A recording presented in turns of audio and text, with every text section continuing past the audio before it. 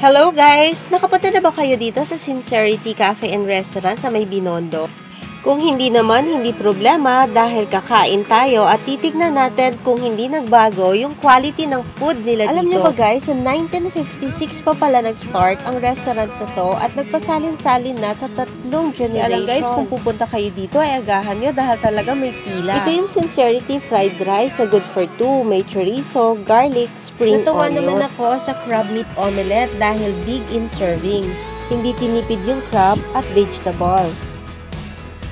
Ito naman yung oyster pancake. Hindi mo syempre dapat ito mamiss kung pupunta ka dito. Akala mo lang simple pero napakasarap dahil fresh ang oyster at best paired with ketchup or hot sauce. Samahan mo na rin ng pickled radish para kumpleto sa flavor. At syempre, last but not the least, yung pinagmamalaki nila, Sincerity Fried Chicken. Kung titignan mo, parang napaka-ordinaryo lamang ng fried chicken pero siguro may sikreto sa recipe na to. Sakto lang yung fat ng manok, walang masyadong ginamit na spices, hindi ma-breadings pero ang juicy ng chicken sa loob na kahit wala yung chicken skin, ang sarap. So, ayan guys, hanggang dito na lang muna.